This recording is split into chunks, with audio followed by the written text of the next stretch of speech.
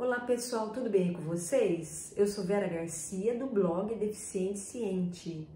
Eu fiz um vídeo há um tempo atrás falando a respeito de laudo médico, só que esse laudo médico era destinado para as pessoas que estavam procurando vaga de emprego, né? E elas queriam usar esse laudo através da lei de cotas. Inclusive, vou deixar o link desse vídeo na descrição desse daqui, tá? Para quem estiver interessado. Ficou um vídeo assim legal, porque ele tem bastante detalhes e eu mostrei na prática como isso é feito, tá? E no vídeo de hoje, a gente vai falar a respeito do laudo médico, mas esse laudo médico é destinado para as pessoas que querem obter aí a isenção de impostos, né, na compra de um carro novo. Então, isenção de impostos de IPI, de ICMS, de IPVA. Então, esse vídeo é para essas pessoas hoje. Lembrando que cada situação, o laudo é específico. Então, por exemplo, no caso aí da lei de cotas, é um laudo específico. No caso de uma CNH especial, é um outro tipo de laudo. No caso aí, por exemplo, para a isenção de impostos, que é o de hoje, esse também é um tipo de laudo, tá? E pelas novas regras aí do CONFAS, agora, foi de 2020, as pessoas que têm direito à isenção de impostos são pessoas que têm uma deficiência moderada ou uma deficiência grave, tá bom?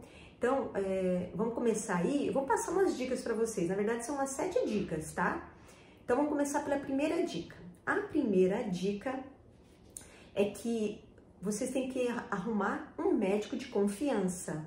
Tem que ser um médico aí que acompanha vocês há algum tempo. Então, não adianta vocês irem atrás de um médico que você conheceu, você foi uma vez, 2 vezes, 3 vezes, que ele não vai querer dar esse laudo médico, porque geralmente eles ficam com o pé atrás para dar um laudo, tá?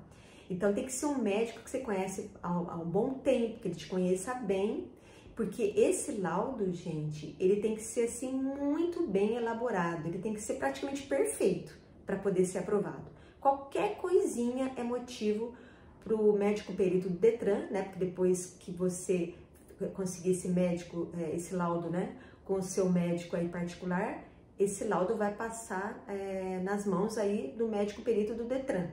Então, qualquer coisinha que ele desconfiar, se ficar alguma dúvida, eles não aprovam. Então, tem que ser praticamente perfeito. A segunda dica é sobre o CID, que é o Código Internacional de Doenças. Esse CID, ele tem que ser um CID assim, que seja, por exemplo, na cara, que seja visível. No caso, eles geralmente, assim, eles aprovam, né, as isenções para pessoas que têm problemas ortopédicos, tá? Problema ortopédico é mais fácil de ser aprovado. Então, se você for atrás, por exemplo, se você tem um problema por exemplo, do coração, uma cardiopatia, e isso aí interfere em nada na sua mobilidade, então ele não vai dar. Se você teve um câncer, alguma coisa, mas isso te afetou em nada na sua mobilidade, ele também não vai dar. Então, eles preferem aí o CID aí para pessoas que têm problema ortopédico. A terceira dica, é importante que você tenha, por exemplo, mais de um CID. Por exemplo, no meu caso, que sou amputada do braço direito. Então, eu devo ter aí uns 2, 3 CIDs, eu nem lembro, mais ou menos. E, por exemplo, vamos supor que você tem um problema sério de coluna e esse problema seu, ele irradia, a dor irradia para a tua perna direita. Então, você tem um CID que é o problema da coluna e está afetando uma dor na sua perna, já é um outro CID. Então, aí já temos 2 CIDs.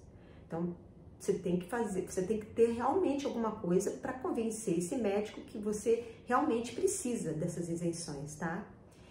E às vezes a pessoa, ela tem, né, um problema e ela precisa, e por causa de uma coisinha assim, eles não aprovam.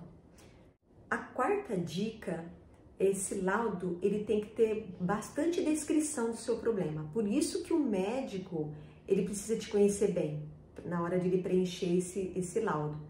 Porque não adianta colocar lá 2 linhas de descrição, que quando esse documento chegar na mão do médico perito, isso aí não vai conseguir convencer ele não. Ele vai olhar e falar, então não tá tendo tanto problema assim. Agora, se o médico for lá escrever todos os seus problemas, os detalhes, as dores, tudo que você tiver, é muito melhor, tá? Então tem que descrever bastante mesmo. assim, muitos detalhes tem que ter esse laudo. E às vezes, como eu disse, né, a pessoa precisa, ela tem direito a essas isenções de impostos, mas o laudo dela é indeferido por conta aí de algumas coisas que ela não tinha conhecimento, né? Por falta de conhecimento, que até ela mesma poderia ter passado para o médico. Por isso que é importante vocês levarem essas informações aí para o médico de vocês. A quinta dica é, por exemplo, pessoas que têm problema de mobilidade, é muito mais fácil, né, de conseguir as isenções. Pessoas que têm aí dificuldade de mobilidade. Então, às vezes ela também tem muitas dores no corpo, dores na articulação.